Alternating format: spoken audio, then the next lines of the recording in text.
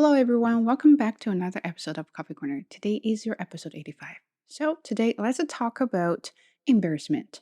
I think it's 85. If it's not, then I definitely feel embarrassed.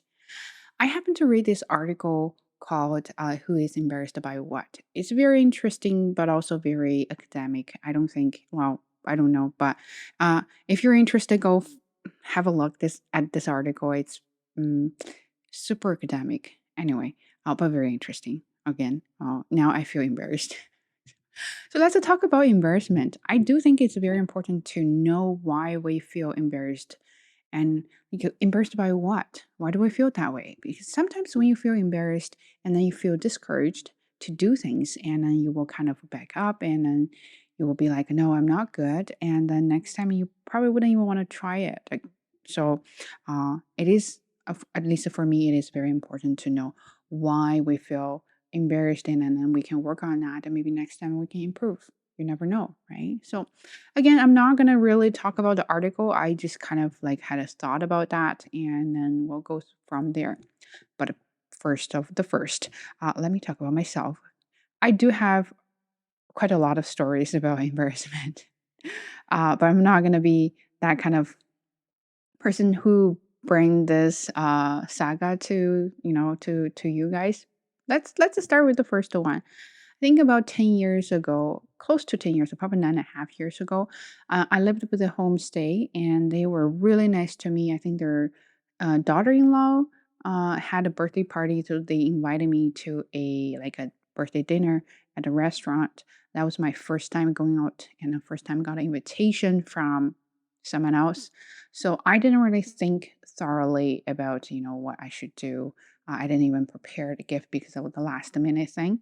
And then somehow I forgot my wallet. Anyway, then we went to the restaurant and then we start to order things. And if you've seen those menus in other countries, and they have like all like you understand every single word and you don't understand every single word, and then sometimes they don't have pictures. You really don't know what you were ordering, right? So anyway, I think I ordered like white sauce pasta with a side, but I forgot. And I didn't even like a white sauce.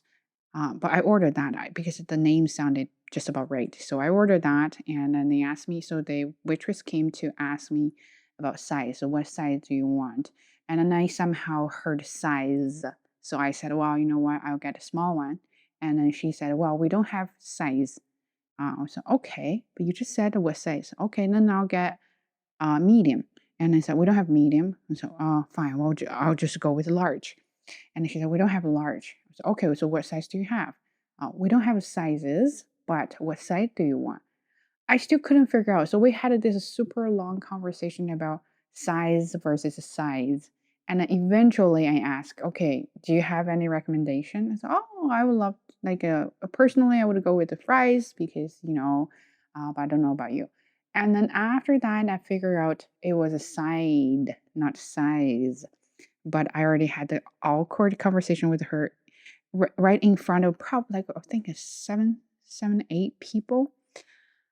I felt so embarrassed because it took a very long time for me to figure out what I wanted while other people were waiting for me. And you could imagine, right?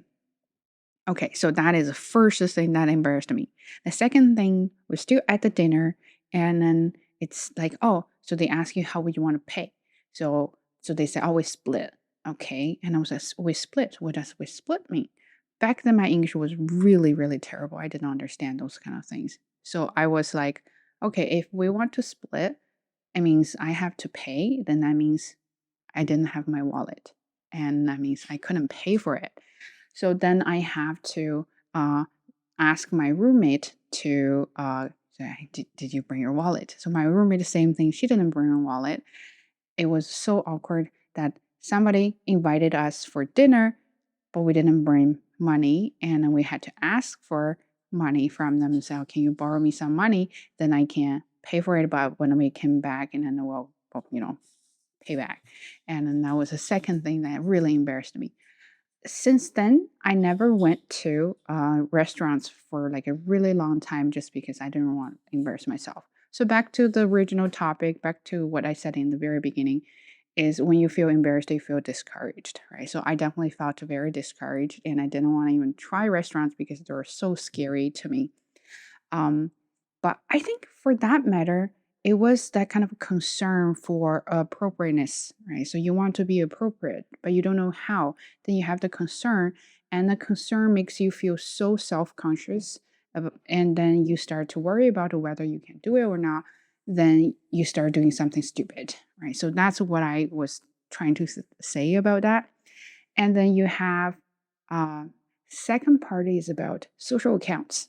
Okay, so that happened to me too, and I have so many stories about being embarrassed. Uh, Social accounts means that you care about what you look like in other people's eyes, what you look like or what you think of, what other people think of you. That's called social accounts. I think I used to care about that a lot, and I'm sure some of you, if you follow me for a while, and then I think you told me that you were kind of people too. I remember I'd never been Starbucks when I was in China because, I didn't have money. So I never been Starbucks. I've never ordered any coffee in China. So everything I learned here was new. Uh, and then I went to Starbucks and I saw my friend. She went to order coffee and then she was so natural, so confident. Her English was not good actually. Her English was not as good as mine at that time, but she was so confident to do so. And then she ordered something and then came back. I was like, wow, amazing. Like how come she could order coffee so naturally when her English was not even that good? And then I was wondering. And then so I asked her. So this is me. Before I do something, I always want to make sure everything is perfect. And then I wait until I master that, then I do it. But because the waiting time is so long, so I missed a lot of opportunities. So don't be that kind of person. Don't wait until you master that. You're just gonna have to try it on the go, right? So anyway, so back to the topic. And then she ordered that. So I asked her how do you order coffee at Starbucks? And she said, well, I just order black coffee. I said, okay, that's simple, right? I didn't even know if I liked black coffee or not. So I went to Starbucks and I had to ask her the size wise is a tall, grande, and venti. So I practiced the tall, grande, and venti. Before I went in, I had to really practice because I didn't want to immerse myself. So I went to Starbucks and I ordered, okay, so I want black coffee. And then they asked me what kind. And I said, my friend didn't tell me what kind. The only thing I know was a black coffee. I thought that was the only kind. So I was so struggled, and especially when you have people lining up behind you, and you feel like you are taking up the public resources, right, and taking up their time, so you really don't feel comfortable doing that. And I was like, okay, you know what, forget about it, and I ran away, and I didn't go back to the same Starbucks for a couple years because I felt like they would remember me. Oh, that Chinese girl, she couldn't speak English, she couldn't figure out what she wanted to order. So I didn't go back because I felt like what other people think of me at that moment. They must think I was terrible. Anyway, so I studied the menu. I figured out, okay, black coffee is not just black coffee. You have, Americano, which is espresso with water. And then you have dark roast, light roast, or blunt roast at Starbucks, or a medium roast, which kind. And they also ask you, so I figure out the coffee part and then still asking, do you need a room? And I was like, a room for what? For me to dance? A room for milk? A room for cream? Or, do you want a sugar? Those kind of things. Uh, I've been through all of that and I felt embarrassed all the time. And I realized one thing, you know, even though you really care about what other people think of you, and other people don't really think of you, you're nobody, especially if you go to those restaurants, go to those coffee shops, or you go to other places, you're a totally stranger. Nobody cares. Like even you make fun, even you fart in public, nobody cares. They may think, oh, that girl farted in public. And then when they turn away, I don't think you're gonna see them again. You know what I mean? So after that, I kept telling myself, just go ahead and do it. If you make mistakes, people may laugh at you right at that moment. They will forget. They're so busy. They're too busy to care about you. And but because you, as the center of attention, in your perspective, you think everybody is caring about you. you think everybody is really focusing on you, which is not true. Everybody is so busy. They got their own life to, worry about. Nobody worries about you. So that's why when you do feel embarrassed, you got to think about, why is that myself thinking about myself being embarrassed, or is other people think I'm terrible, I'm like a fool, uh like, so you so you don't want to be a fool, and then you right away feel like very self-conscious, and then you right away feel embarrassed and you don't want to do it. So that is my perspective about social accounts, and I'm sure that is one of the major streams about being embarrassed. um, there are a lot of theories behind that, but if you're interested, definitely go ahead and find out. I'm not gonna go keep going because I can't remember anything. So another one. So we talk about social accounts. We talk about concerns for appropriateness, and then there's another one. It's very interesting. That it is threatening other people's um, not identity, but threaten other people's, like you're gonna hurt other people's benefits, or you're gonna hurt their face. So let's say your roommate borrowed $3,000 from you, but she forgot to pay you back. But you really need the money to do something else, and then you're gonna ask her to, you know, can you give my money back, right? And how do you feel? You feel embarrassed to ask, or you feel like, oh, no problem, because you owe me money, and then you're of course gonna give me my money back. Or you feel like, oh, she's my friend, and she's always very nice to me. How am I gonna ask her to give my money back? Those kind of things. Okay. And also some things like, we talk about boundaries, right? I like boundaries. I don't like when people just kind of like blur the boundaries and blur the line and do whatever they want. Then sometimes it's very embarrassing for me to ask, can you stay in your lane and just leave me alone? Right. So I don't want you to come here because, I have my own thing going on. But because you're my friend, it's very hard for me to tell you what to do. And how come you're not aware of that? And then you got mad at them because they're not aware of that. And then you got mad at yourself because you feel embarrassed to ask them to stay in their lane. So those kind of things are how you feel or why you feel embarrassed sometimes. And those can be triggers. Those cannot be, again, back to, people are different. It can be triggers for me because I'm very sensitive, and my level of sensitivity to those kind of things are very, I don't know, like high. And then for you, you might think that's not a big deal. Why are you taking that so seriously? Just go and ask them.